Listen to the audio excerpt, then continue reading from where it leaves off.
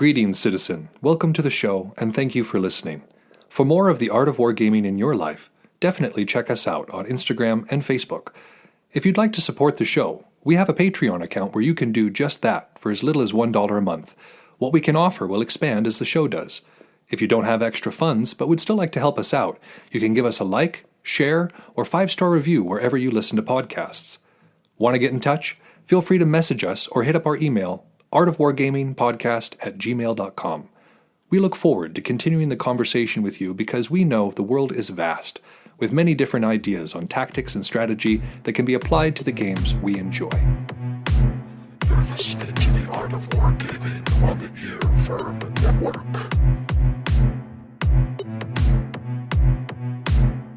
The management of savagery. Principles of violence. Welcome to the Art of Wargaming on the Earworm Network. I am Yaga Malark, and thank you for joining us for this episode 51, The Principles of Violence. But before we get into that, I just wanted to... I don't like pandering like this, but my staff and my editor continue to ask me to promote this, but we do have this Patreon account. I know you hear about it in the little intro blurb that we have. But that account and the folks who support us, that is actually becoming a little bit more important because, of course, over this last year, not a whole lot of events going on, not a whole lot of tournaments going on, so nothing to really get to for the most part.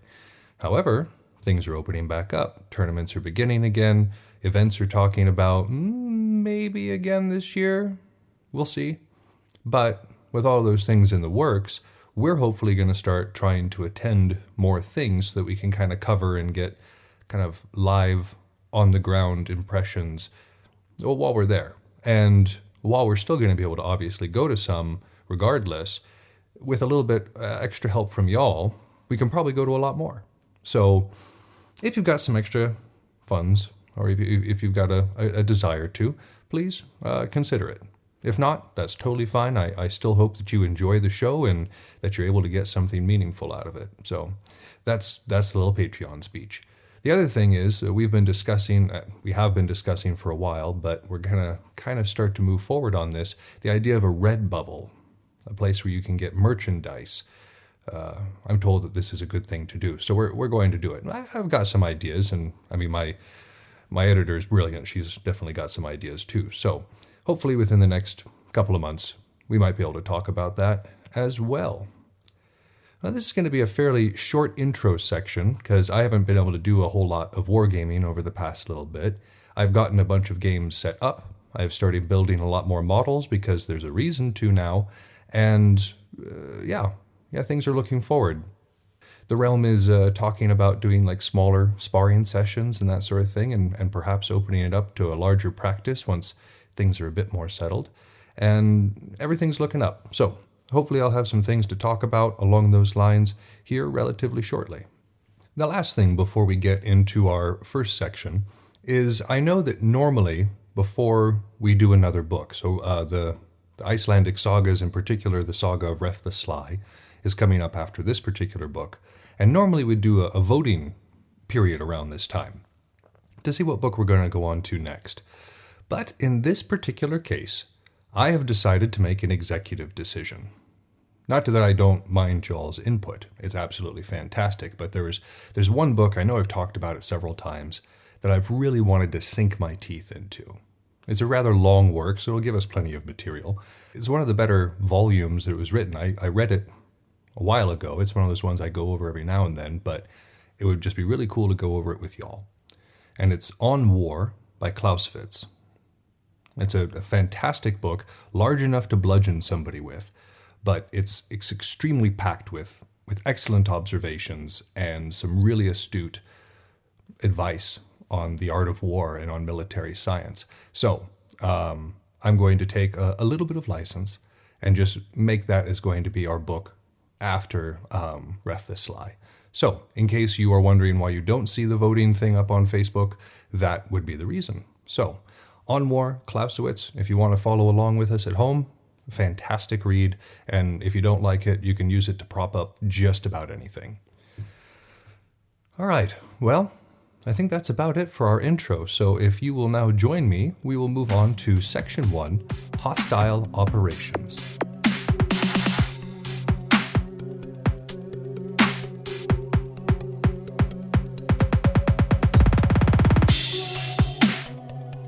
In previous episodes of this particular study, we have gone over the disparity between the insurgent and the counterinsurgent, the kind of imbalance that exists in asymmetrical warfare. Now, one thing they both have in common, which is that they are trying to achieve victory. They are trying to either oust the other one from their country or quell a rebellion, but either way, victory is the outcome that both are seeking. I think that goes without saying. But the methods that they use to get there have to be fundamentally different. As we spoke about before with the example of the American Revolution, the Continentals didn't stand a chance against the Redcoats when they met them in the field in a conventional way. They didn't have the same training, the equipment, the sheer number advantage that the Brits had. So they had to adopt different tactics. They had to go about it a different way, because the other way was disastrous. So in this episode, we're going to study a little bit about the considerations, principles, and strategies for both of these groups, and the differences and similarities between them. So first, let's talk about the considerations for the insurgent. If you find yourself on the less powerful side in some way, whether you have smaller numbers, less skill, worse equipment, whatever the case may be, these are some ideas to keep in mind. The first one being that disorder is cheap to create and costly to prevent. It's kind of like something that takes years to create can be destroyed in a matter of minutes, seconds even, if you've got the right tools. So in this way, the part of the insurgent is to destabilize the battlefield as much as possible. Because if things are going according to plan, that's bad for the insurgent. The counterinsurgent is all about plans, is all about policy, is all about discipline. While discipline is still important for the insurgent, it's in a different manner. It's very well focused on patience and timing. So this disorder, it can't just be random running about, screaming, haphazardly running into folks, because that sort of disorder does not benefit. The disorder we're talking about is the kind that spreads your enemy out and makes them vulnerable. Another thing to consider is that insurgents can afford a protracted war. Counterinsurgents cannot. This is a fundamental principle of how this all works. The insurgents typically need far less in order to sustain the war effort, at least in a historical sense. In a tabletop manner, it's more of a matter of like the quicker you can kill an insurgent force, the better. Because most of the forces that we would call insurgent in the game are ones that are very fast. They compensate for their lack of durability with speed. And so a protracted war for the counterinsurgent is not a good thing, because that means that their opponent has the chance to zip around the field scoring objectives while they're just sitting there trying to find them, basically. So the counterinsurgent wants to end it quickly. As the insurgent, you want to draw that out as much as possible. Same thing in a physical wargaming situation. If you don't have a time limit, wait. Remember the advice that Toto gave a couple of episodes ago. You don't have to just charge in. Even if people are getting impatient, even if they're getting frustrated, Sun Tzu would love that. Trying to provoke your enemy to some form of folly. That's military science 101. So be patient. You can afford to be patient. The counterinsurgent cannot. And in this line of discipline, abandoning random behavior and implementing military science will only facilitate the achievement of your goals and improve the execution of plans. This random behavior we speak of, it may be apparent sometimes on the field, but in the best of situations, it's an illusion. Not to overly boast, but when the Dark Angels take the field, in Belagarth this is, it can appear that we don't really know what we're doing. There's no cohesion. We're just kind of all over the place. But we're used to seeing each other. We're used to practicing with one another. Our movements are familiar. And so when we're on the field, we communicate. Not necessarily by shouting at one another, but we know what the other one is going to do. There is discipline there, even if it doesn't look conventional. And the same thing could be said of 40K. As you're sitting there trying to create this discord, trying to lure your enemy into some form of disorder, don't fall for it yourself. We're not out there to just create chaos for chaos's sake, unless you're speaking lore-wise, in which case there's definitely an army for you. But in terms of the wargaming that we do, serious wargaming, having a plan, making sure that you have the discipline to kind of see things through, the patience to be able to get the timing just right, abandon random behavior, and it makes things a lot easier. It gets us closer to the goals. And our common errors, the common errors for the insurgent, random behavior, as we had just talked about, that's a common error across the board. It's, this management of savagery that our author speaks about, it's not about just creating disorder. For him, it was about creating disorder in the region in order to destabilize the central power so that there was a region of savagery that they could then control. So by abandoning random behavior, again, that can only lead to better things for you and for your forces. On the other side of things, rigidity is not a good idea either.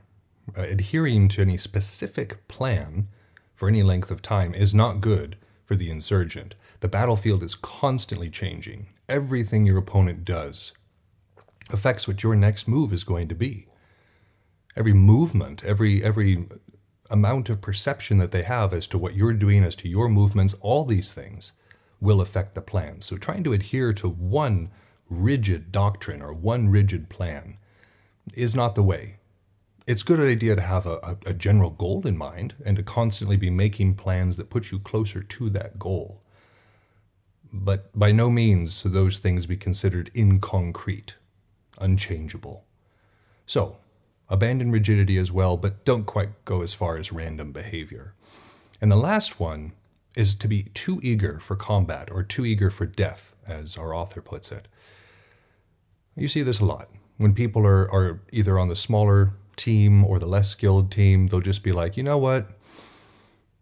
Kick it. I'm going to go across to the other side and just die gloriously. I'm just going to charge into them and take out as many as I can before I go down.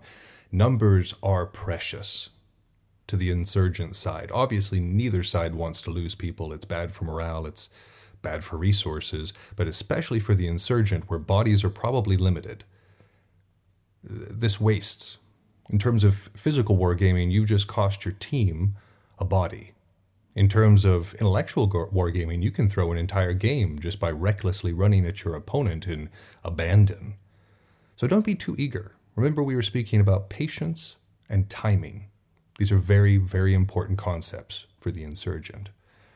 So how do we improve the efficiency of the insurgent? How do we get things rolling in the right direction? Well, our author says, if regular armies concentrate in one place, they lose control. Conversely, if they spread out, they lose efficiency. So this means that, your opponent is kind of in a catch-22 if you know how to play the situation right. Because obviously if they condense into one group, you're going to have greater movement about the field as the insurgent, which is good. They're harder to get at, but that means that you can maneuver a little bit better and try to get your forces into a favorable position. Whereas if they spread out, you can attain local numeric superiority in some place because, assumingly, you're more mobile. Your army or yourself or your group is going to be more mobile. So in this particular case, you can kind of consolidate in specific areas and take out your enemy piecemeal. So either way, the counterinsurgent is kind of at a disadvantage in this way. You may think that the insurgent is at a disadvantage, but if the insurgent plays their cards right, it's actually the central power that has the issues. So to do this, you want to choose favorable locations where the enemy cannot dedicate forces, otherwise they lose control. So an extreme flank, an outpost, something like that, where your enemy would have to dedicate a lot of resources and significantly weaken themselves in other sectors. these are good places to hit because it's a weakness that your enemy cannot afford to cover up. So, it's something to keep in mind. When you're rating your operations, which is to say when you're trying to figure out the frequency at which they occur, there are 3 different types: escalating, fixed, and undulating. Our author recommends that you begin with small operations and then escalate to larger ones, even if you're capable of large ones to begin with. That slow escalation, the attrition of the numbers, is something that kind of eats away not at the enemy's resources only, but also at the enemy's morale. Makes them wonder what's going to come next. So this is a good idea. And these different things, so you got the escalating operations, which is they're steadily getting more intense and larger in general. And then you've got fixed operations where you've got this steady type of attack. And that's good too, where you've just got constant attacks going absolutely everywhere. It can wear an opponent down and really spread them thin. So that's a good way to go about things too, is just to have fixed operations. And then the last one is undulating, which is unpredictable. Sometimes there's a high frequency period of operations, and then you'll have a very low frequency period of operations. Both of these things are fine within this particular idea. All 3 of these work. You just have to kind of know what your plan is. And to know this, it's good to know your enemy's models, your enemy's army, your enemy's group, your enemy's individual personnel. Whatever it takes, knowledge is power, as always.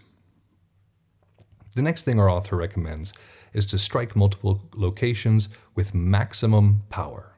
Overwhelming force is the idea here. When you do strike, it's with absolute overwhelming force. And in multiple locations means that your opponent can't redirect resources. Not nearly as easily because you've got 2 fronts that have just opened up.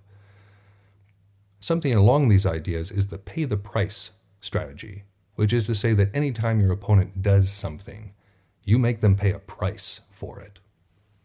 This is to say that if your opponent ventures out to try to get at you, you strike at some place that's just become weakened. Or if they do come out and take one of your people, you make sure that you take a couple of theirs in return. There is no give-overs. If they want something from the battlefield or from you, you make them pay the price for it. And this can leave an enemy shaken. This combined with the overwhelming force that can be elicited by that local numeric superiority can absolutely affect the enemy's morale, can kind of mess up their mind and get them out of the moment. So this is a good thing to pursue, making sure that your opponent is on the back foot. That's always a good thing. And there is no place for mercy in this. Your opponent will not be merciful to you. So even if you see somebody from across the way who you know, or perhaps is titled or something like that, it is unwise to engage them in one-on-one combat. Because if they lose, well, they've got the larger team. Their team has just lost one body. They can afford to lose one body. But if you're on the smaller team and you lose, that's a significantly more impactful loss than it is for your opponent. So no mercy. No giving people freebies, no passes, nothing along those lines. If you have a chance to strike, no mercy. And last in this idea is to use disorder to take objectives and then prepare for further action against the enemy. Once you've destabilized them significantly enough, once you've got them into kind of this disorder, that's when there's plans. That's when you move to take the other objectives that you have, because presumably your objective is not to destroy your army, your enemy piecemeal.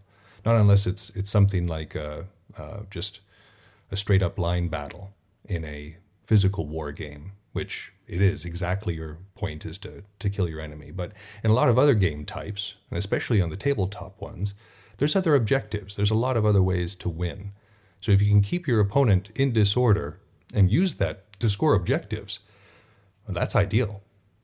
That's absolutely ideal. So, and then of course prepare for further action against the enemy. Complacency is not good in this particular case. Just because you achieved it at one time, your opponent is trying to retain and trying to regain order as much as possible. So just because you've got them on the back foot in one instance, one should not assume that back foot will be maintained, not without effort. Remember, we had already talked about that the most likely way to defeat a large enemy is to drain their resources, is to stretch them out, make them use their arrows, make them use their javelins. Try to exhaust any resource that you can. In terms of 40K, you want to try to bring them out, try to elicit those one-shot weapons, or bring out those powerful things that can be kind of surrounded. Drain those resources so you don't have to face it all at once. And this requires discipline and patience, and timing, as we had suggested before. Rumsfeld, who was one of George W. Bush's cabinet members, when questioned about the Afghanistan war and the amount of money that America was spending at the time, he said, what more can we do? Don't forget we're spending billions in combating an enemy that spends millions. And that's the idea. If you're the insurgent, make your opponent pay. Make them pay the price for absolutely everything, and just give them absolute heck at every turn. But on the other side, what is a counterinsurgent to do? Like we said, the counterinsurgent almost has a tougher job because they have certain rules and strictures and ways of fighting that are more effective for them and far more rigid in nature than the insurgent has. So the counterinsurgent actually kind of has their work cut out for them if their opponent knows what they're doing. If they don't, it's just a bunch of smaller groups that are easy to hit and destroy one-on-one. But if your opponent knows what they're doing, the counterinsurgent actually does have a little bit of a tougher job. So the job of the counterinsurgent is kind of divided up into three sections, three phases, if you will, of the idea of what you're trying to achieve. The first phase is concentrating your forces if you can destroy a large number of insurgents. So there's always a toss-up again between the concentration and the control by spreading out a little bit. There needs to be a balance here. But concentrate those forces if you can destroy a large number. That's significant. Because remember, your opponent can't usually afford to lose those bodies. The second part of this, the follow-up, is to detach sufficient forces to prevent a comeback. If you've managed to secure an area, make sure that it remains secured. And that when you leave, it's not just going to be taken back over by folks that are quicker than you and kind of watching for you to do just that. So detach sufficient forces to prevent that comeback. And third is to do search and destroy missions, which is like mop-up. Make sure that you isolate the smaller pockets and deal with them one by one until the threat is gone. So that's kind of the phases that the counterinsurgent is trying to go through. Trying to smack down a bunch of insurgents at one time, secure the area, and then hunt down the rest of them. Seems pretty easy, at least in theory, or against an inferior opponent who doesn't know what they're doing. Some other important principles to understand as a counterinsurgent is, we got the following here. The first one being economy of force. Now there's always a balance between overwhelming force and economy of force. But by and large, as the counterinsurgent, you want to use as little force as needed to accomplish your goal. Remember, your opponent is trying to string you out, is trying to make you overcommit to various areas, to wheedle out your forces, to drain your resources. So the idea here is to use as little force as possible, as little as needs to be done to accomplish the mission so that the overall infrastructure doesn't get destabilized by the process. The other thing that needs to be thought about very heavily by the counterinsurgent is the irreversibility of actions. Once you commit to something, it needs to be something worth committing to, because the insurgent can change their plans at any time. They've got small enough numbers that they can break into small groups, they can move off, and they're not any less effective than they were to begin with. As the counterinsurgent, once you begin to dedicate to a motion, to an attack, to trying to hold an objective, that needs to be what you do. And what needs to be understood is that reversing that is very difficult. Once you've got a powerful force on the move, turning them around in any sort of speed, nearly impossible. Nearly impossible. In whatever war game you're doing, once you start to dedicate, it needs to be something you can follow through. So make sure, before you do something, that it's something that you don't want to reverse, I guess. Initiative needs to be considered as well. As the counterinsurgent, it's good to be on the offensive constantly. If you allow your opponent time to regroup, if you allow them time to plan, that's not good. That puts you even more into a bad position. And so confronting the insurgent constantly with the choice either to take that defensive posture or to withdraw is very effective. Because obviously if they take a defensive posture against a larger or superior force, that's going to result in them getting destroyed. If they withdraw, they concede the ground, either of which works for you, the counterinsurgent. So make sure that the attack is constantly being brought to the opponent so that they don't have time to recover, so they don't have time to consolidate or make a solid plan for their movement forward. Use that initiative and crush the opponent when you have the chance. To do that, there needs to be a full utilization of assets. Use all the tools at your disposal. And this means knowing your forces, knowing what each unit or each person is capable of within that group. And then you can fully utilize those assets. You can bring them together into an overall plan and make sure that they're being used in a way that's most effective and gives you the most utility of them. That's kind of self-explanatory. And goes along with the last important principle that we're going to discuss today for the counterinsurgent, which is simplicity. In the Army, we had an acronym, KISS. Keep it simple, stupid. And that's the best thing. If you're sitting there trying to yell out a bunch of complicated orders, it's going to get muffled, it's going to get distorted, it will be misunderstood. Even if you've got radios, the more complex a plan, the easier it is for it to go wrong. Simplicity is key. Even if the plan itself is complex, making sure that each unit only understands what they're supposed to do, or each person only understands what they're supposed to do and not overcomplicating it is a good idea. Even for yourself. Remember, plans are great until they hit the enemy, until they hit the field. Any plan's great. And then at that point, it sometimes needs to be altered. So if it's a simple plan, it's much easier to work with. So let's discuss the actual operations available to the counterinsurgent. These operations are divided into two categories, offensive techniques and defensive techniques. The offensive techniques are used to fix and engage the opponent. The defensive techniques are used to prevent harassment and the disruption that the insurgent so badly craves. Most of these operations that are available to the counterinsurgent are offensive in nature. And this again goes along with the idea of the initiative, constantly bringing the attack to the enemy and disrupting their plans, as they are attempting to do to you. The only defensive one, or at least wholly defensive one, is the cordon. And for those of you who don't necessarily know what that means within military science, if you know anything about sports, it's zone defense, where you have different groups that are assigned to different sections, and the whole point of a cordon is to inhibit the enemy's mobility. Because if they're having to dodge through a bunch of different areas that are mutually covered, this is not an isolation thing. You don't want one person or one unit flung far over there and another one flung far over there. They need to be able to support one another. But you're spreading them out just enough to be able to cover more ground, preventing your opponent from being able to move around as freely as they would like.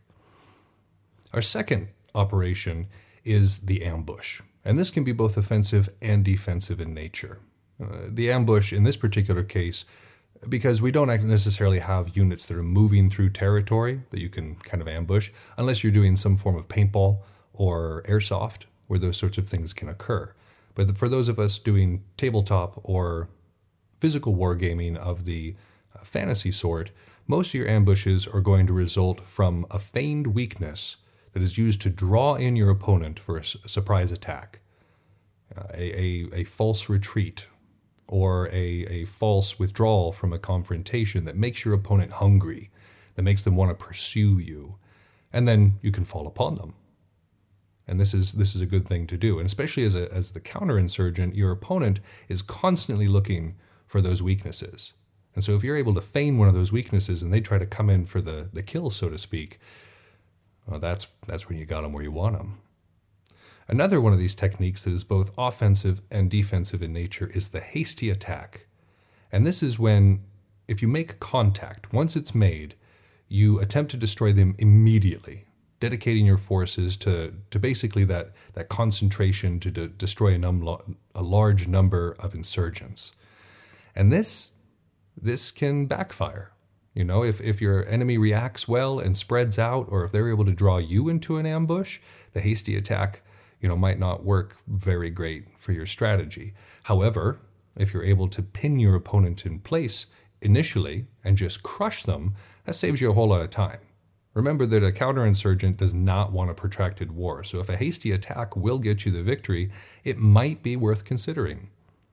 The rest of our operations are offensive in nature. You have the deliberate attack, which is a planned attack to secure an objective or engage the enemy. Remember, both of these are perfectly valid no matter what kind of war game you're playing. And the objective could be anything from, a game scoring objective within the type that you're playing, or a key position on the field, some place that you can launch additional attacks from or provide support from. In any of these cases, a deliberate attack is something where you're going, I want to accomplish this goal, and we're going to be moving into this area. A similar idea is the raid. Now, it is a specific objective. Again, it's a planned attack, but it's a swift attack into hostile territory, followed by a swift withdrawal. There is no intention to stay. This is not an invasion type operation. This is something that is supposed to accomplish a specific thing, and then you get out. Whether that's, killing your opponent's archers, destroying a leader of some sort of captain, any of these things can be a good idea for a raid. But it has no staying power. So speed is of the essence when you're doing a raid. The granddaddy of all operations, if you can pull it off, is the encirclement. We've talked about it before, and Sun Tzu was one of the initial ones to recommend it when you've got a 10-to-1 advantage. You want to go for an encirclement. You don't necessarily have to have those numbers, but a numeric advantage absolutely helps. And it gives you the best chance to achieve decisive results. And there's 3 different ways to use an encirclement. The first one is a wedge, where you've got your circle, but then you have one point that goes in like a spearhead. And the idea is to break apart your opponent and drive them towards the outside edges where the other forces are waiting for them. And there's situations where the wedge is very effective. The next one, and this one's very common in Belagarth, is the hammer and anvil, where you have one force that is waiting, usually a larger force, and another force that works to drive them in specifically to that one force. So the wedge kind of tries to break them up and send them towards the outsides. The hammer and anvil is simply to crush, is simply there to destroy them piecemeal. And it's very satisfying when you can pull it off. The last one is contraction. And this is when all edges slowly move in toward the center evenly, pinning the opponent and eventually making them not be able to fight. They don't have the mobility. They don't have any sort of breakout. And so it's just this sort of slow strangulation that occurs. There's a battle in the Game of Thrones series, and if you haven't seen it, well, you know what? Actually, I don't really care about spoilers. It's been out for long enough. If you haven't seen it, you should go see it, but this won't spoil much for you. It's the Battle of Winterfell, I believe, where they get all of the group that has come out with Jon Snow, and they're pinned between all these shields that Renly. No, it's been a while since I watched Game of Thrones, apparently. It's my cousin's favorite character, too. He'd kill me for this. Anyways, you got this line of shields on the outside, and they're slowly pressing inwards. And not only are the weapons that the counterinsurgents in this particular case using killing folks, but there's also the panic. There's also the stumbling over one another. You notice that the fighting effectiveness goes way down when that mobility goes away. So this contraction can be very effective. It can also lead to extremely dedicated fighting, so it can backfire as well. So after you've pulled one of these off, one of these offensive attacks we've talked about, there's 2 other ideas that happen afterwards. The first one is exploitation. And these are actions that are undertaken to follow up on a successful attack, whether those are moving to secure a now open objective, or whether it is to prepare for another attack against the enemy, grab resources, whatever the case may be. Exploitation is following up on whatever you just did. To go a step further, pursuit are offensive actions against a retreating enemy. And this is to be very cautious. A retreating enemy can string you out, can make people too bold, and can lead to a defeat afterwards. We've seen this in many of the battles that we've covered. So pursuit is to be undertaken lightly, but it also can be effective because it can keep your opponent from being able to regroup and come at you again. Remember, constant harrying is part of this. So whether you're the insurgent or the counterinsurgent, having a good understanding of the battlefield, having a good understanding of your opponent, and the willingness to adapt your plans to what is occurring in front of you, this is going to work the best, obviously. And many of these things will come in handy as well. So I hope that they prove useful to you, because I've really enjoyed actually reading about them myself. So now let's move into our second section, when I interview a good friend of mine, Par.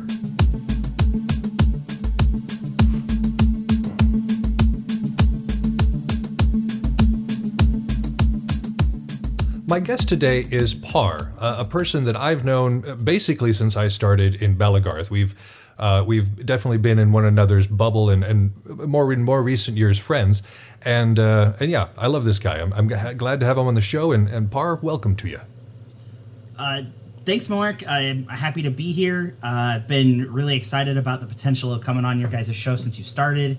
I think our topics today are going to be really great for everybody listening. And I'm just, I'm stoked to be on The Art of Wargaming. Well, we are stoked to have you, sir. And your, shall we say, pedigree is not lacking. Would you mind letting the listeners know kind of what your experience is in wargaming? Oh, yeah, sure. So I suppose I should start with, a background in RTS strategy games when I was in junior high and high school. I started doing Bellegarth in 2003, which means my career's just about old enough to drink. I've played Warhammer now for Warhammer 40,000 and Kill Team. Kill Team since the new rules came out, Warhammer 40,000, I think for about 7 years now.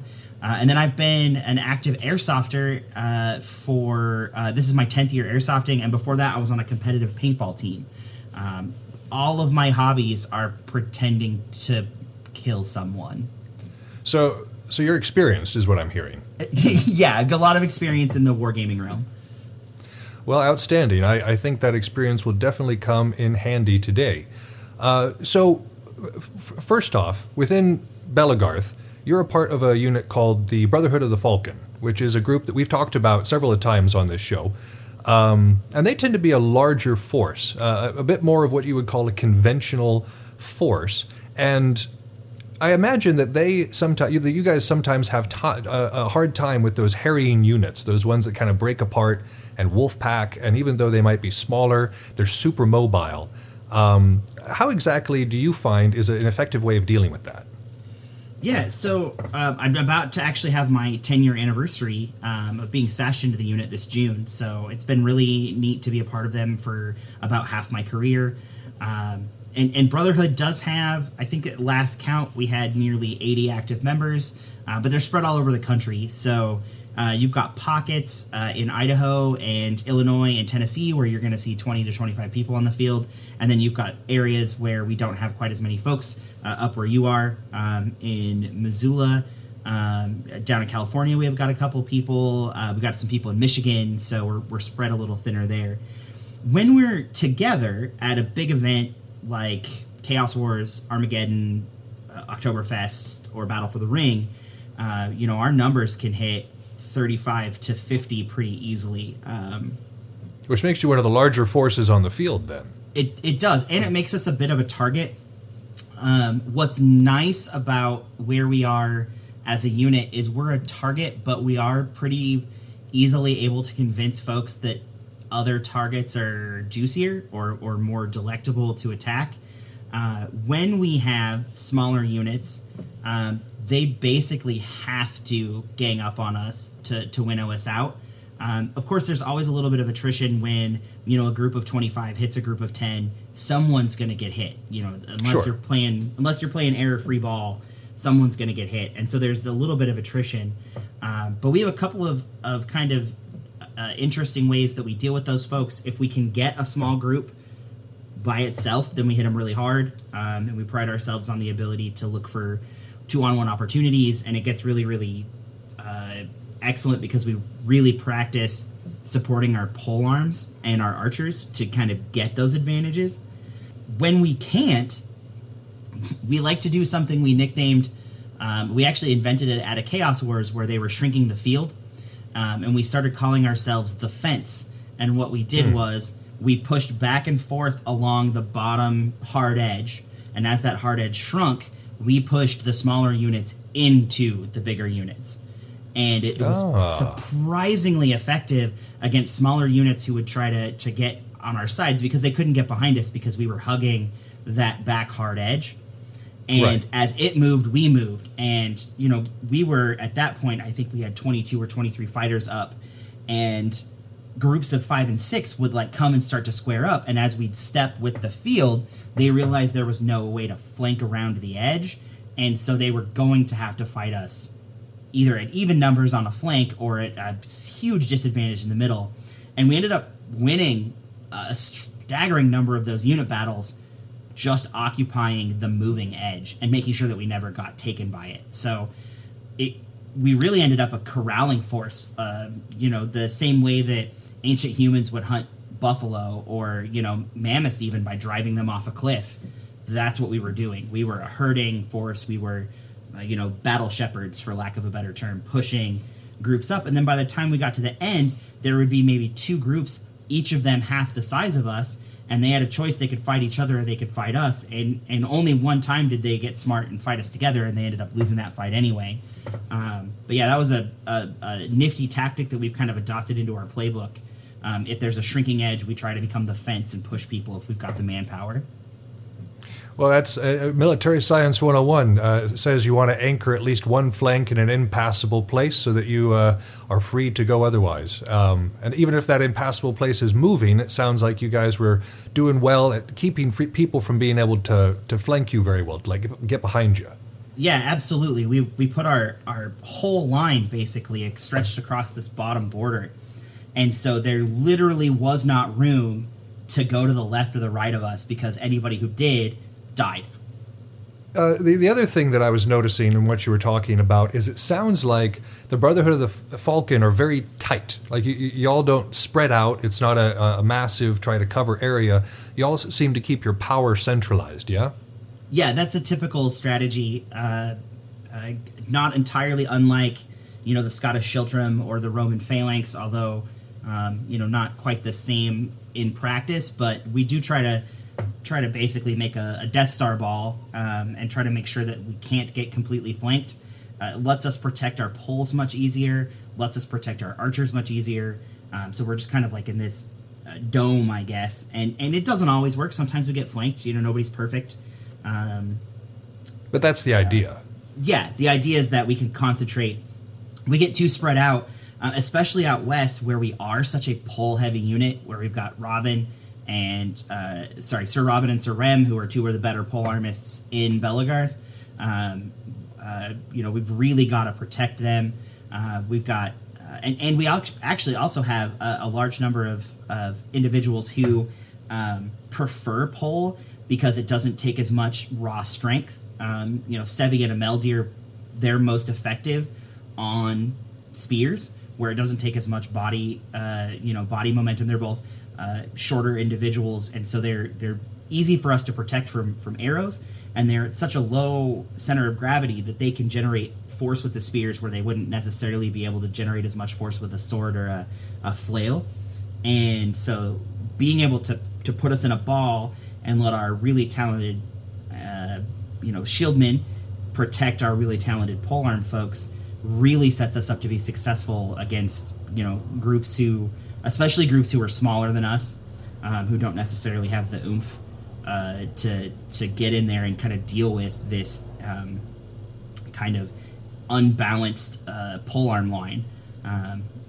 obviously, like I said, nobody's perfect and we get picked apart occasionally, but we're conscious of what our strengths are, and I think that is a big step so if you're out there listening and you're like, I wonder what my small unit's next step is, it's being conscious of what your strengths are and starting to train to them, as opposed to just going out and swinging stick and seeing what happens. And that's really where we've gotten, is we've trained to our strengths and made sure that we protect the people who are going to help us win unit battles. It's incredibly important to protect your assets. If you're on a more modern battlefield, or like the one that we're studying right now during the Soviet-Afghan war, protecting your airfields, protecting your artillery, ground troops and helicopters can only do so much. So like you say, those more delicate assets that are more functional at a longer range and can do more punch, they're absolutely worth protecting. And also keeping us together keeps us unified in direction. I know you've been on fields where you've got unit leaders or folks who are supposed to be what is colloquially known as driving the bus, screaming across the field to try to bring people back. If we stay concentrated, we don't have to yell our orders. We just have to be loud enough for us to hear, which means we're not telegraphing to, say, the Gelfs who are on the other side of the field what direction we're going or who we're going to square up against. And so since we don't have to scream, it doesn't put us at risk of a psyop, I guess, or like intelligence breach. Intelligence breach, yeah, that's a good word for it.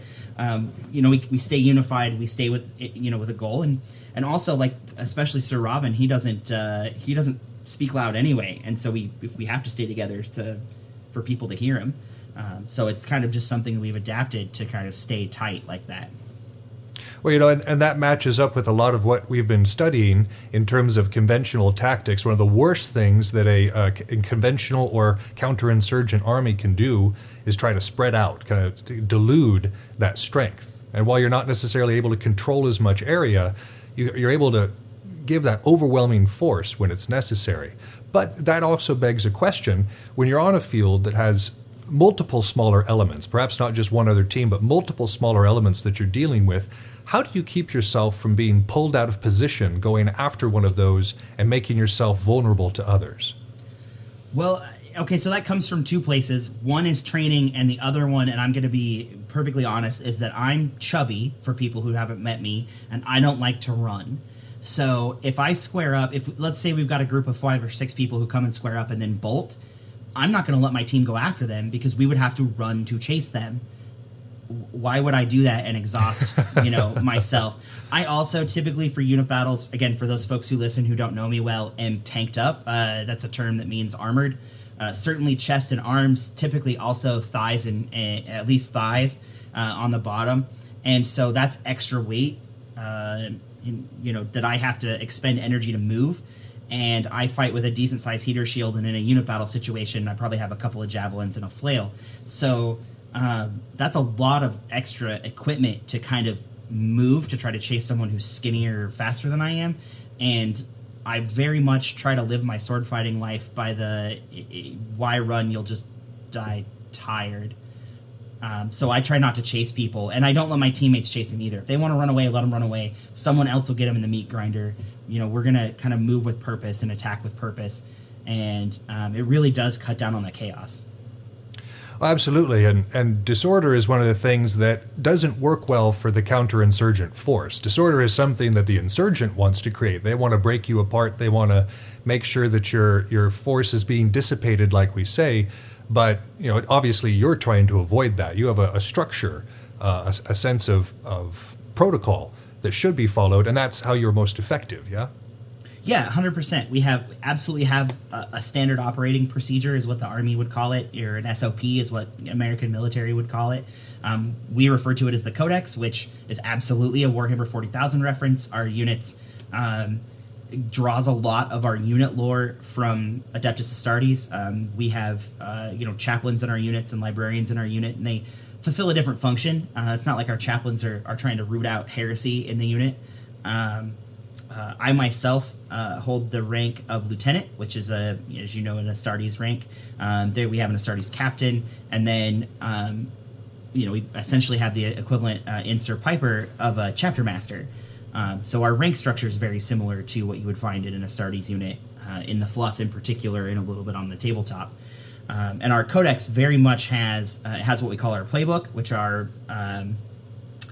exactly like an NFL team has. They have code names for what we're supposed to do. And of course, I'm not going to reveal any of those secrets here, but we do have them. So we have words that mean things, our own shorthand, and that helps concentrate and keep people in line when we are tempted to go after what looks like easy bait, or when we are being pushed by a group that's even bigger than us, but doesn't have the same kind of like structure or even skill. Numbers will win a fight, but not always, and rarely against a group that trains and works towards their strengths. And so, we are conscious of those things, and we work and train towards those things, and we have made them official parts of the way our unit interacts with itself. And it makes it actually really easy to avoid stepping into a murder hole between two units. Now, every now and then we'll get goofy, so don't take this as like gospel. I mean, we've charged, Leon's been called, and we've gone right up the gut of a unit battle at Chaos Wars to attack a specific team for fun. But when we're trying to win stuff, we very much have our own shorthand, our own way of approaching order, and making sure that we're set up to not fall into the trap of attrition, because that's the worst thing that can happen to a big bell unit, is for the attrition to happen, and you lose a fighter here and there and there and there, and then when it comes time to square up against the other people who do what you do, you're at a disadvantage. Those fights are much harder to win than if you win them ahead of time by not making stupid decisions. Well, that discipline obviously serves you quite well. It does. It really does. It makes us really keeps us from falling victim to that war of attrition. Keeps us from stepping into taking bait that's there and obvious, and running across the field and doing something that's going to be an obvious mistake. And that's when we're trying to win things, as opposed to like when we're just trying to have some fun. Because we've done stupid things like that before. But yeah, when we're in a winning mindset, our goal is to avoid attrition, because that's like one of the worst things that can happen to you, is to get squared up with a team that's avoided attrition better than you have, and it comes down to time to win something, and you're at a disadvantage because you made stupid decisions going into it. Right. There's a whole series that happens before the battle that kind of determines how that battle's going to go. Yeah. It's an old adage that battles are won on 1 square foot of real estate, and then somebody points to their brain, but it's true. And that's true in video games, right? If you're trying to do, take Dance Dance Revolution, for example, right? You want economy of motion. To beat the hardest levels, you have to not be silly with your movements. You have to, conserve your strength. It's true. It's especially true in big milsim airsoft events. I go to airsoft events that last 48 continuous hours, and we'll have young people who are, they start on Friday night and they end sometime Sunday morning. Milsim West is the primary company that puts those on that I attend. And Saturday afternoon, we'll get kids who are in their 20s who are like, I'm bored, I want to go get some trigger time. And the older folks are trying to tell them, don't. Rest is a resource in the same way that bodies are a resource, in the same way that bullets are a resource. And if you waste them, we will lose later. And trying to get those kids to chill out and take a minute and just get an hour of sitting down, which they may not have ever again at the event, right? You could be on your feet for 20 hours straight, depending on how the event goes. So yeah, it's absolutely being smart wins fights. And there's a balance there between the overwhelming force that you're talking about, the avoiding attrition and just crashing down on a group before they can even react, before they can really do anything in response. But there's also an economy of force. You're not doing more than you need to. You're not losing more people than you need to, so that you're kind of reserving. You're not spending what you have willy-nilly. Yeah, historically that bears out too. I guess I should have also mentioned that I'm a professional historian. I teach at Boise State University. And if you're talking about the American Civil War is a good example. Lee won battles early because he understood this kind of economy of force. He understood that he could win fights against a larger, less enthusiastic, and I won't say worse trained, because the Union Army had good training, but they weren't fighting for their lives or their homes or their way of life or whatever, in the way that the Southerners were. And Southerners absolutely knew they were fighting for slavery. Like, that's some lost cause BS to say otherwise. Even if they didn't own slaves, they knew what they were fighting for, their way of life. When Grant takes over, and it was just Grant's birthday the other day, which is what prompted me to remember this, he knew what he had was extra money and extra people. The North was far more densely populated than the South was, especially since the South wasn't employing slaves to fight. And he knew that he could spend lives. And then you look at the battles that were fought when Grant took over, and Grant would just throw bodies at a problem. And in fact, Cold Harbor was one of his biggest disasters, and he lost a lot of people. But he said, like, I've got an army and I'm going to use it. And he knew that he could just throw bodies at Lee until Lee quit. And when you know you can do that, you've got the opportunity to just do that thing. When you're in a war game, those things are artificially restricted. The number of participants is restricted. The number of people interested is restricted. You can't just draft. You can't go to, like, the mall and draft 30 guys into your sword fighting unit and, like, give them gear and expect them to know what they're doing. You are conscripted now. Yeah, you have to come to this event and do this thing or you'll go to jail. So you don't have the opportunity to do, like, what Grant did or what the Russians did at Stalingrad, and just throw bodies at it till the problem goes away. So you have to kind of deal with this economy of motion.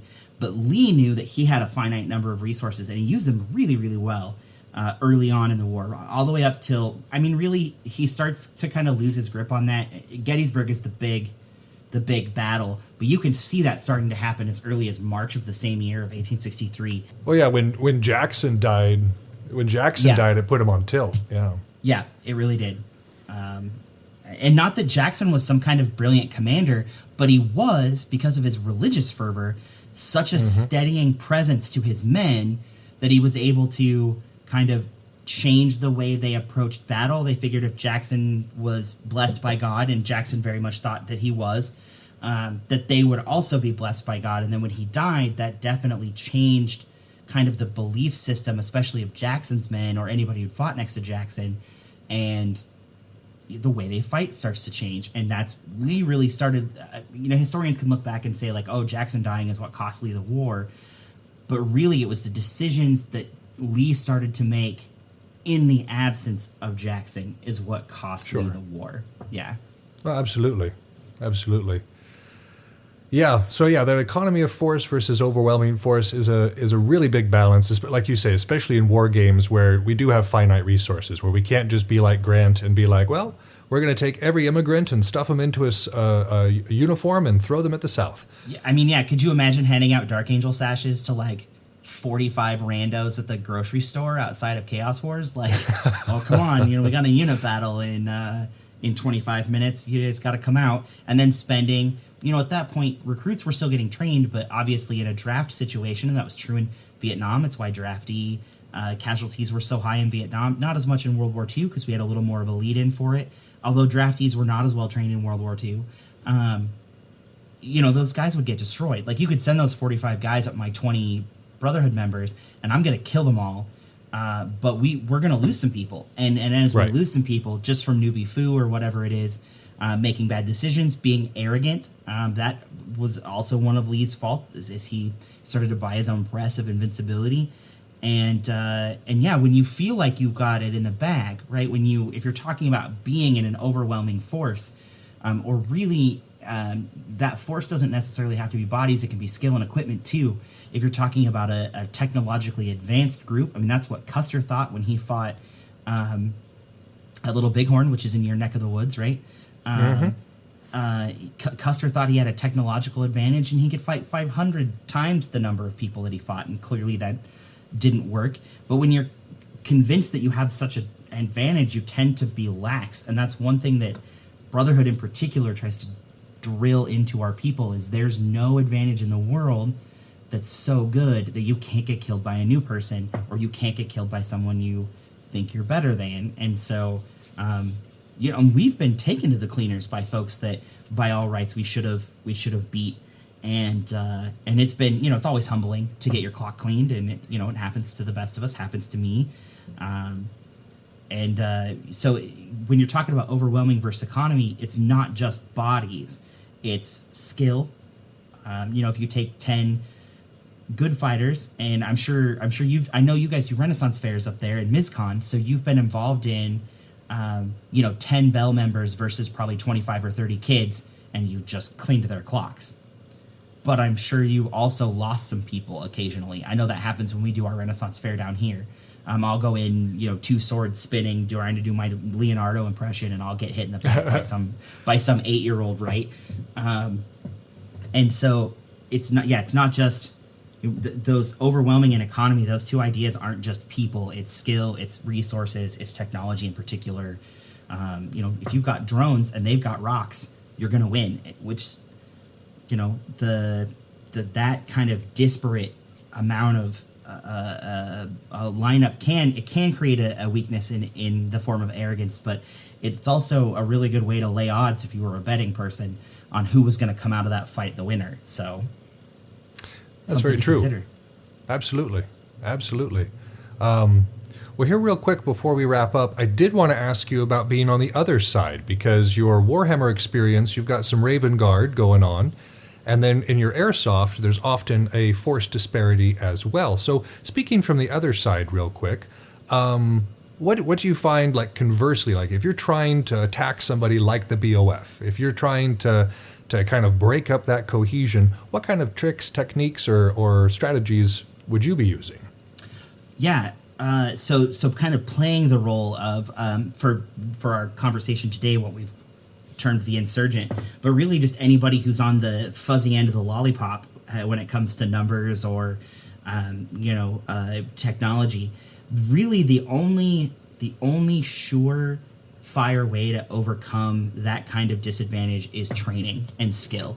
And I say skill and not talent, because you can be the most talented person in the world and still get gacked. Raven Guard on the tabletop. I also play Sisters of Battle, so I kind of have both kind of setups. But Raven Guard, and then I play against a guy who plays Custodes, which is even fewer models. And then my kind of like I don't care list is Imperial Knights, when I only have like 4 models on the table. So it really is, the number of guns you can get pointed in the right direction matter. When you're talking about assaulting, in Airsoft, we typically try to make sure that the teams are as close as possible, or we do something along the lines, if we're playing kind of more shallow games and we're not doing a military simulation, we'll set somebody up in a really strong defensive position, but give them fewer people, or give them the same number of people and give them, finite respawns where the attacking team gets infinite respawns, and then to see who wins, and then you flip, and then who wins is time, right, based on who can kill the other team faster. Sure. But in that situation, it is incredibly important for you to analyze your opponent. The only way to win a fight against overwhelming odds, overwhelming force, whatever, is to be smarter than they are. And that includes, like we were talking about earlier, deploying or protecting your artillery. You got to deploy it correctly. In Airsoft, we typically use, we've got all sorts of grenades. A couple of our guys have M203, the fake grenade launchers that shoot Nerf rockets. If you're doing kind of the mock artillery, then you need to use it against an entrenched position. You can't just Civil War it and go right at it, right? Or you will get shot with a little piece of plastic, and that's just sad. What gets really interesting in Airsoft is when you have to do things like rolling retreats. If you get yourself into the biggest thing in any war game is if you find yourself in that situation and you don't have to stay there, if you don't have to do some kind of like crazy last stand, leave. I was watching a video from a SWAT officer who was saying, like, the 5 things airsofters don't do that they could, and his number 1 was they never retreat. It's always make a stand to the last man. Brotherhood disengages when we're outmatched. We look for a more advantaged piece of terrain. We look for a more advantaged. Can we get allies, right? Can we just keep somebody here? Really, when we were talking about the fence, that was a series of disengagements that we were forcing other people to do. In Airsoft, if I'm walking down, let's say a wooded path, and all of a sudden the trees in front of me just start getting lit up with plastic, I'm going to take 20 or 30 steps back and think about, how do I come into this different? The same goes, Sure. you know, when we're talking about attacking people who are entrenched, there's a field here in Boise that has just gnarly cover in the middle of it, but you can get all the way around it. And so really it's about coordinating your attack to dig these people out of this really, really good terrain. So if you're going to play the insurgent, you have to play that game smart. Especially if you're in like a Lee Grant situation where they have more numbers or they have more resources, you have to be smarter than they are. And Lee was smarter than McClellan, who was the original Union general. He outsmarted him a number of times. Without a doubt. Including at one point he took like a small group of cavalry and rode them in a circle for an hour so that McClellan thought that he had like 10 times the number of dudes he did while his army left, while Lee was retreating because he knew he was outnumbered. So being efficient, and as the folks on Letterkenny say, if you can be one thing, you should be efficient. That is the only way to defeat those kind of odds. Yeah. And it's something to consider. Again, like, there's intelligence on both sides, obviously. You got to be smart to be a counterinsurgent. You got to be smart to be an insurgent. And there's definitely a matter of understanding your opponent in both ways. Now, I'm sorry I have to cut this interview short. Par, I could talk to you for the next couple hours about this, but we do have to move on a little bit. I want to have you back on the show, though, if you're up for that. Yeah, I'd be happy to come back on. Just send me the topics and I'll be here. Heck yeah. Well, we'll continue the conversation then. But for now, join us as we move into our study of the Panjshir offensives.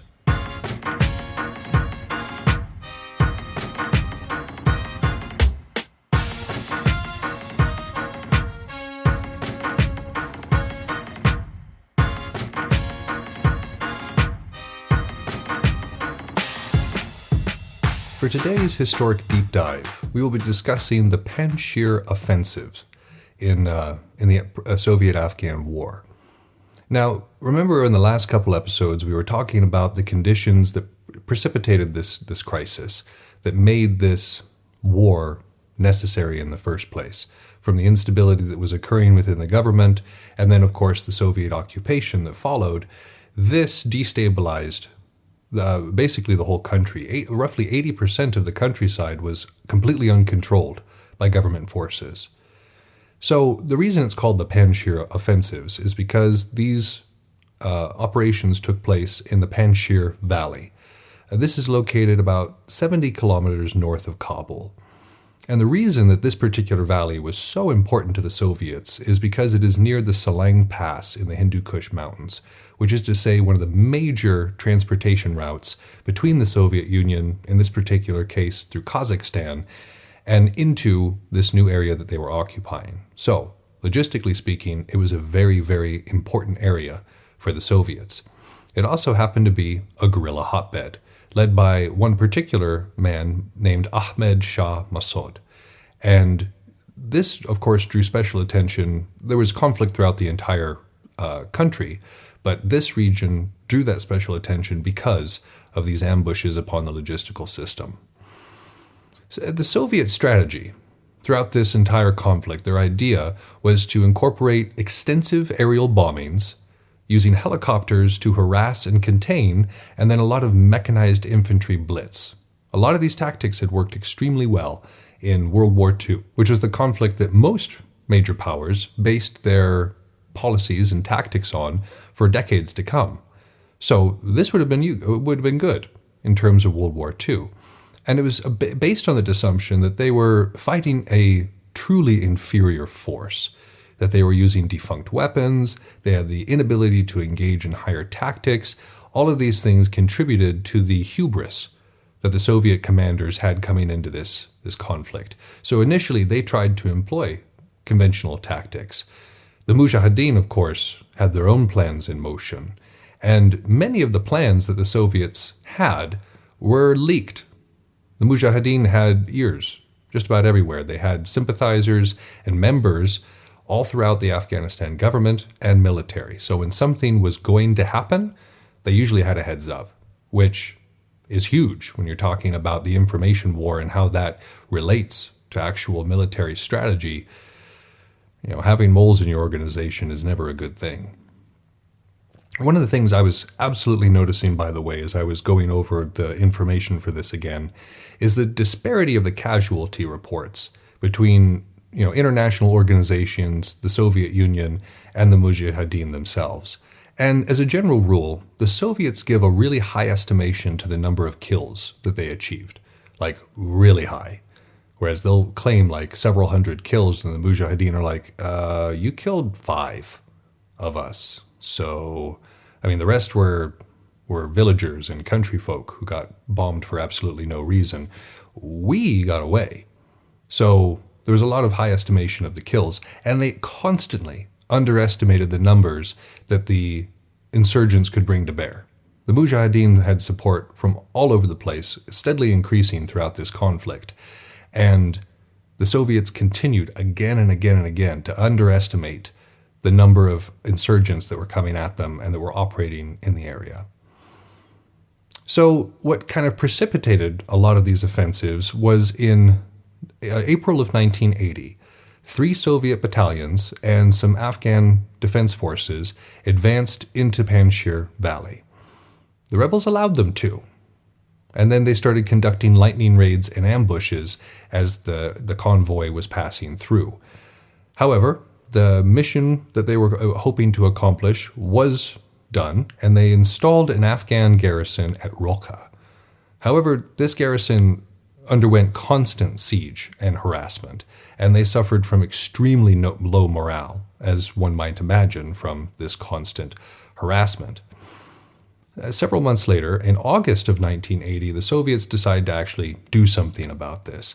And the campaign that they launch is 21 days of rapid advance and these helicopter landings. And these helicopter landings, by the way, so they would fly people in and drop them right into the LZ when you've got these mechanized battalions also following up. But once again, the rebels largely allow them to pass and then have constant harassment and ambushes. The Soviet deaths here were much higher than the rebel deaths because they were fighting in insurgent terrain. The Mujahideen knew those mountains and passes better than the Soviets could ever hope to. And so they used that to their advantage and continually had the advantage there. The rebel pressure continues now, but they've also got some captured artillery. So Roka is really suffering at this point. In November of 1980, another convoy comes in and reaches Roka. It's like a relief convoy. They're bringing supplies, weapons, new folks, all that sort of thing. While they do this, there is an indiscriminate bombing campaign, which is just to say they were bombing anywhere that they thought the rebels might be. And they used foot troops to try to break this siege. However, it's ineffective. And the second that they are not in the area anymore, the rebels come back and the siege continues. The last of this particular series of offensives comes in December of 1980, where they conduct rolling bombardment of the valley, which is just like indiscriminate bombing is one thing. Rolling bombardment is just like wipe out that patch of earth. And a lot of civilians died. A lot of civilians died. For the most part, the Mujahideen were able to get out of the way. Because remember that they had informers within the group. And so they were largely get out of the way. It was the civilians that suffered very much in this campaign. But that constant harassment, that constant attack on logistics, the Soviets eventually say, we're done with this for now. They evacuate Roka, and the valley comes nearly under complete rebel control. That was the first 3 of the Panjshir offensives. The 4th Panjshir offensive comes in September of 1981. And at this point, the rebels have had quite a bit of time in this valley. And one of the things that the Soviets learned in the first 3 offensives is that the Mujahideen were very good with mines, and that these mines were very, very lethal. They may have been rather old technology, but they still worked just fine. And so in this particular offensive, they moved forward very slowly, knowing that the Mujahideen had placed mines on most roads and in strategic areas. But this slow advance, while being able to clear the mines with sappers, also left them sitting ducks. And the constant harassment and attacks that were coming from the Mujahideen caused them to withdraw before the campaign was even close to being completed. The next one wouldn't happen for another good while. It wasn't until 1982, May. And this whole time, the Mujahideen had been gaining numbers and support from other groups in the region. Remember that these Mujahideen were not one unified group. Different areas had different warlords, if you will, commanders that were in charge. Different groups, different factions in different regions had different leaders. And so there was this very complex myriad of power shifts going on between the different groups. But they recognized that this conflict in the Panjshir Valley was very important. And so they were starting to receive actual personnel from other groups. And then, of course, there was the international help that we had mentioned in the first episode. And at this point, they were making extensive use of the caves as shelter and to store their supply caches. So the caves are, of course, very important, and the tunnels between them, because that meant that they could move and rest without having to worry so much about the bombing campaigns and the artillery campaigns that the Soviets were doing. The rebel strategy was to control and reinforce the heights and the narrow approaches into the valley. And they had done this over the last year or so. And there was a large Soviet advance that was planned into the valley. However, they were going to be doing a diversion attack into a nearby Gorband valley. And that might have worked, except that Mujahideen sympathizers leaked that plan. And so the Mujahideen knew what was happening. They didn't go for the bait in the Gorband valley. They stayed right where they were. And of course, you had the intense bombardment that characterized all of these operations, and there was airborne and mechanized infantry that came into the area. And it was an overwhelming assault, just a massive, massive assault. And the Mujahideen were unable to resist it. And instead of just standing and dying, Massoud divides them into smaller groups and says, scatter, basically. And at this point, the Soviets capitalize on this particular success, and they establish bases not just at Roka, but at Amava and Bazarak as well. And at this time, the Soviets occupy the valley floor, and they capture a list of many agents that are working in Kabul. So it's a huge boon for them. However, the Mujahideen still occupy the heights. They can't quite seem to dislodge them from the heights around the valley.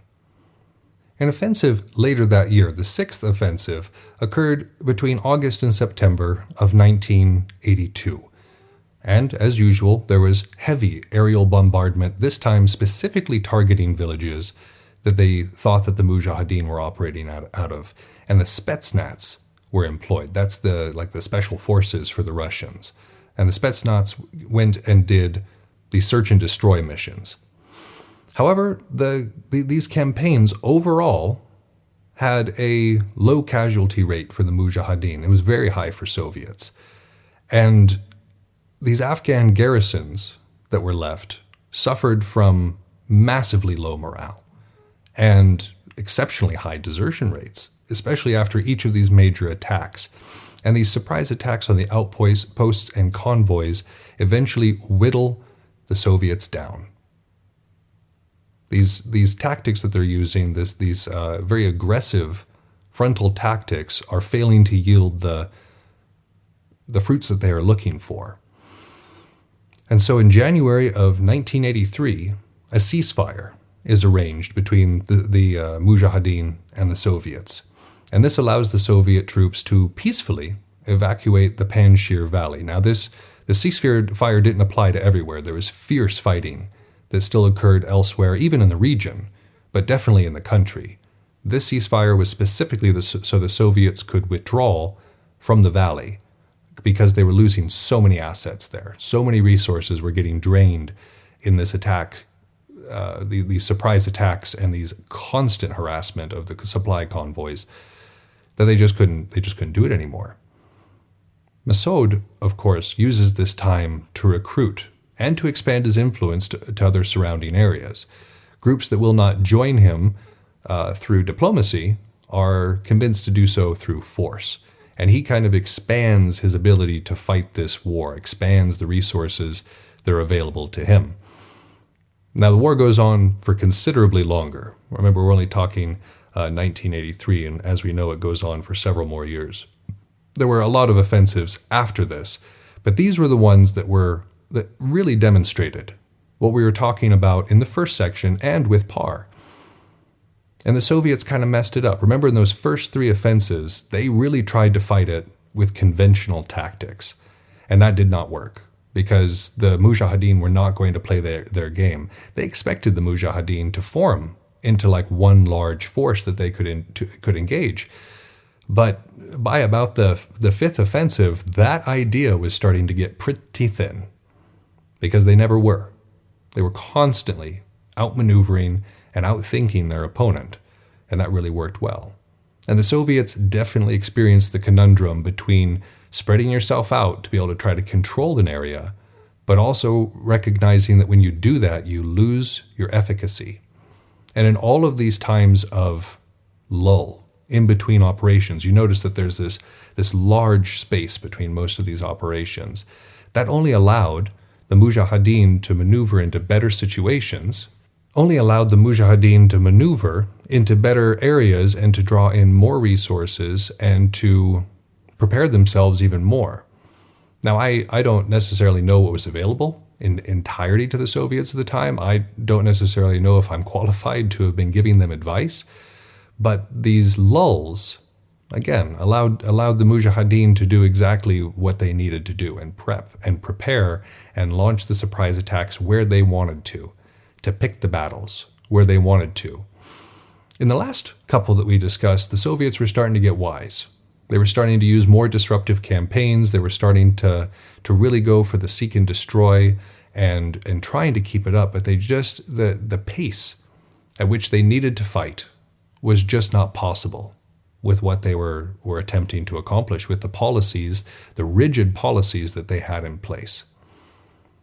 So in many ways, the Soviets absolutely had the right idea, but they had very flawed execution. And I think you can probably see that for yourself, making the comparison here. And the insurgents definitely managed to draw it out. The decisive conflict that the Soviets sought to end the war quickly, it never came. Massoud was too smart for that.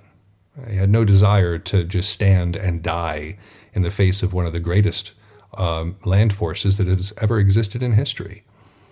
He wasn't dumb.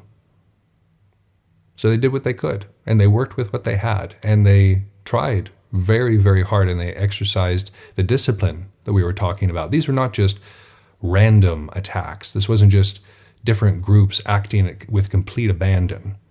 There was a plan. There was a strong strategy behind all of this. Now, it was a constantly fluctuating, constantly adapting strategy, but it was one that worked and that was constantly outpacing their enemy. The Soviets just couldn't keep up with it. So as we said, being the counterinsurgent is often very difficult because you're wanting to fight in a certain way, and you can't actually go the way of the insurgent. The tools that are available to an insurgent are not the same tools that are available to a counterinsurgent.